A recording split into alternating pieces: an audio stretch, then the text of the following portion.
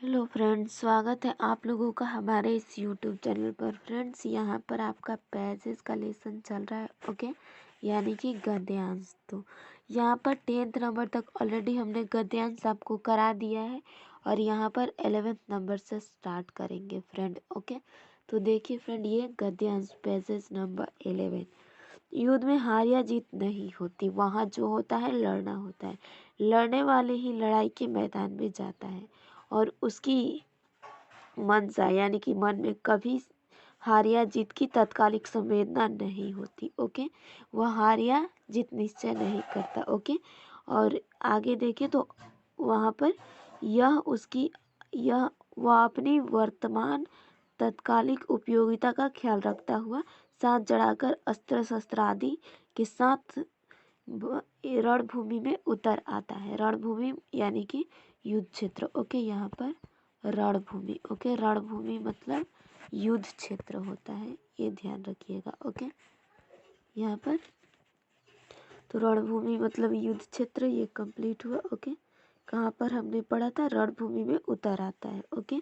अपनी युद्ध कला और कौशल का भरपूर उपयोग करते हुए अपने रिपुओं से लड़ता है। तो रिपु मतलब होता है फ्रेंड शत्रु, ओके।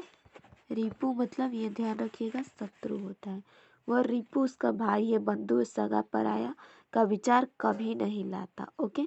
अगर तनिक भूल से भी उसके मन में कहीं यह विचार आ जाता है तो उसकी हार या जीत निश्चित है, ओके।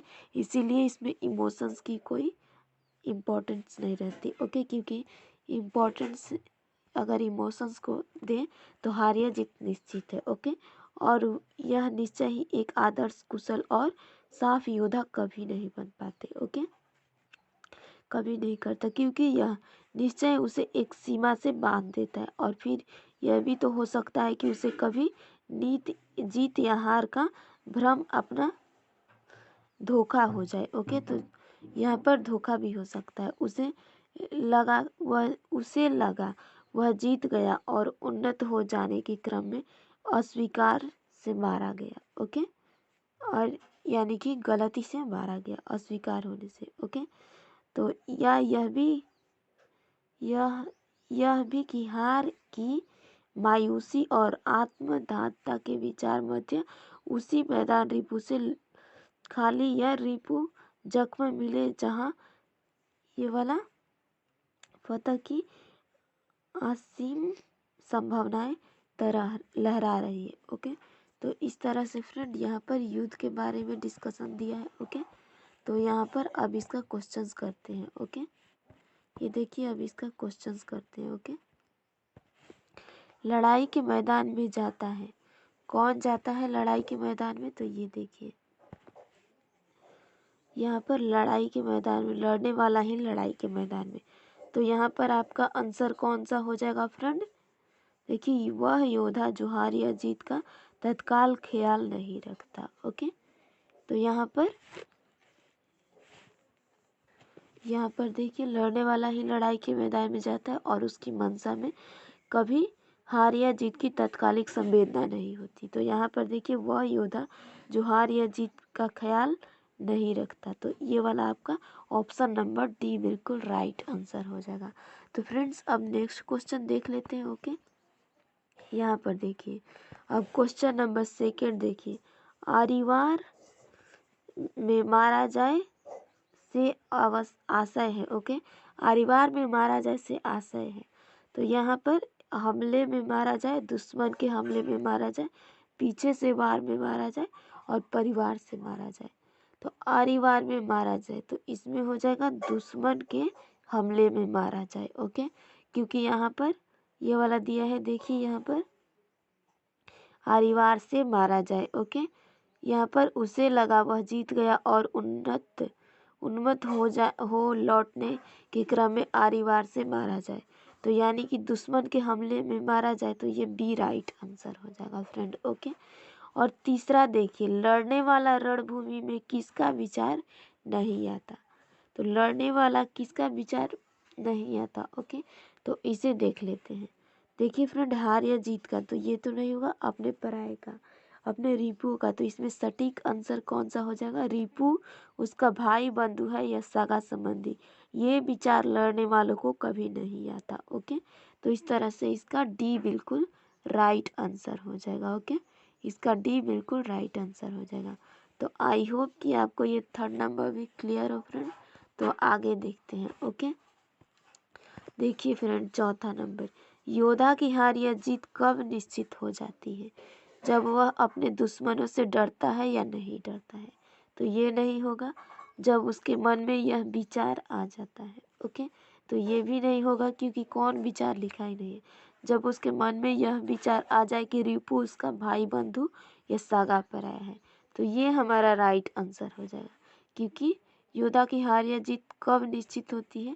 तो जब उसके मन में ये विचार आ जाए। ओके, तो इस तरह से फ्रेंड यहाँ पर सी राइट आंसर हो जाएगा। डी कह दिया है जब वह रणभूमि में लड़ने को उतर आता है, तो ये नहीं होगा फ्रेंड। राइट सटीक आंसर हमारा सी हो जाएगा। तो आई होप कि आपको ये फोर्थ नंबर भी क्लियर हो फ्रेंड। तो फिफ्थ देखिए, उपयुक्त गद्यांश का एक उचित शीर्षक होगा। तो उचित शीर्षक इसमें का क्या हो जाएगा फ्रेंड? योद्धा। तो ये योद्धा नहीं होगा, सबसे बड़ा योद्धा।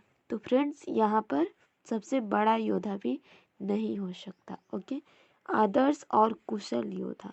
तो आदर्श और कुशल योद्धा सही है, क्योंकि आदर्श इसमें बताया गया है कि इस लड़ने वाले में इमोशंस की कोई इम्पोर्टेंस नहीं है, यानी कि भावनाओं का कोई महत्व नहीं है। क्योंकि अगर इसे भाई बंधु किसी को माना जाए तो वो पीछे से वार कर देगा। ओके, तो इस वजह से आदर्श और कुशल योद्धा बिल्कुल राइट है फ्रेंड। ओके, तो इस तरह से पांचवा का सी बिल्कुल राइट आंसर हो जाएगा। तो फ्रेंड्स यहाँ पर फिफ्थ नंबर भी क्लियर हुआ। तो आगे गद्यांश देखते हैं। ओके, यहाँ पर देखिए गद्यांश नंबर 12। ओके, वर्धमान महावीर की अहिंसा विज्ञान को पर्यावरण विज्ञान भी कहा जा सकता है, यानी कि अनावश्यक व्यय। ओके, पेड़ पौधों का अनावश्यक उपयोग, ये सब महावीर की हिंसा में अकरणीय काम है। ओके, ध्वनि प्रदूषण, वायु प्रदूषण और जल प्रदूषण का समाधान करने के लिए व्यवसायीकरण की यहाँ पर अंधी प्रकृति पर नियंत्रण करना आवश्यक है। क्या इस भुगतान के वातावरण में संयम की बात सोची जा सकती है? संयम का अर्थ समझे बिना हम पर्यावरण प्रदूषण को कम नहीं कर सकते। पर्यावरण की प्रदूषण हमारे स्वास्थ्य की बुरी तरह प्रभावित कर रहा है। अधिक आवश्यकता, अधिक मांग, अधिक खपत और अधिक उपभोग प्रदूषण के कारण तथ्य है। ओके, तो यहाँ पर आगे दिए हैं, वैसे इस वैज्ञानिक और विकास के युग में आवश्यकता और उपभोग को कम करने की बात कहना अटपटा सा प्रतीत होता है। हमें ध्यान रखना होगा कि पर्यावरण विज्ञान का एक ही महत्वपूर्ण सूत्र है, लिमिटेशन। पदार्थ कम है, उपभोग अधिक है। इस समस्या का समाधान संयम है। ओके, तो इस तरह से यानी कि चीज़ें कम है। ओके, पदार्थ कम है और उपभोग यानी कि आवश्यकता बहुत अधिक है। ओके, तो इस तरह से पर्यावरण के बारे में। ओके, और इसी में महावीर के बारे में कुछ फैक्ट्स दे दिए हैं, तो इसे क्वेश्चन करते हैं। ओके, यहाँ पर देखिए, पानी का विपरीतार्थक शब्द निम्नांकित में से होगा। तो पानी का विपरीतार्थक फ्रेंड्स क्या हो जाएगा? पानी यानी कि ठंडा, और आग हो जाएगा इसमें का गर्म। तो आग हमारा राइट आंसर हो जाएगा। तो फ्रेंड्स पहला का ए बिल्कुल राइट आंसर हो जाएगा, क्योंकि पानी का आग होता है। ओके, तो फ्रेंड इस तरह से हमारा ये वाला क्लियर हुआ। तो आगे क्वेश्चन देखते हैं। ओके, इसे जूम ही रखते हैं। ओके, यहाँ पर देखिए आगे क्वेश्चन, पर्यावरण प्रदूषण को कम करने के लिए हमें कमर कसनी होगी, वर्तमान की अहिंसा विज्ञान को समझना होगा, और सी नंबर संयम का अर्थ समझना होगा। डी नंबर व्यवसायीकरण की अंधी प्रवृत्ति पर नियंत्रण करना होगा। तो पर्यावरण प्रदूषण कम करने के लिए फ्रेंड्स क्या करना होगा? पर्यावरण प्रदूषण कम करने के लिए संयम की अर्थ समझना होगा। यहाँ पर देखिए संयम की अर्थ समझना होगा। तो इस तरह से हमारा सी राइट आंसर हो जाएगा। तो आई होप कि आपको क्लियर है फ्रेंड। यहाँ पर दूसरा का सी बिल्कुल राइट आंसर हो जाएगा। तो थर्ड नंबर देखिए, वर्तमान महावीर के डैश को पर्यावरण विज्ञान भी कहा जाता है। ओके, तो इसमें से क्या पर्यावरण विज्ञान भी कहा जाता है? वर्धमान महावीर के। ओके, तो ये थर्ड नंबर है। वर्धमान महावीर के अहिंसा विज्ञान को पर्यावरण विज्ञान भी कहा जाता है, क्योंकि इसमें पेड़ पौधे छूना नहीं, यानी कि पेड़ पौधों को काटना नहीं। ओके, यहाँ पर देखिए ये वाला देखते हैं कहाँ क्वेश्चन। तो यहाँ पर देखिए फ्रेंड, ये वाला, ये सब महावीर की हिंसा का अकरणीय यानी कि बिना कारण का काम है। तो इस तरह से हमारा ये वाला राइट आंसर हो जाएगा। ओके, यहाँ पर देखिए महावीर बौद्ध, ये वर्धमान महावीर को अहिंसा विज्ञान को पर्यावरण विज्ञान कहा गया। तो इस तरह से डी राइट आंसर हो जाएगा। तो फ्रेंड्स यहाँ पर चौथा नंबर देखते हैं। चौथा में दिए हैं प्रदूषण के कारण तत्व है, कारक तत्व। अधिक आवश्यकता और अधिक मांग, अधिक आवश्यकता अधिक मांग, अधिक खपत और अधिक उपभोग। तो इस तरह से बी नंबर राइट आंसर हो जाएगा, क्योंकि बी बिल्कुल राइट है। ओके, बी यहाँ पर राइट आंसर हो जाएगा फ्रेंड।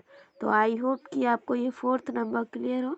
तो 5 देखते हैं। ओके, यहाँ पर 5 नंबर लिमिटेशन क्या है? ओके, तो लिमिटेशन अधिक अंग्रेजी का एक शब्द है, पर्यावरण विज्ञान का एक महत्वपूर्ण सूत्र है, जनसंख्या नियंत्रण समाधान, समस्या का समाधान।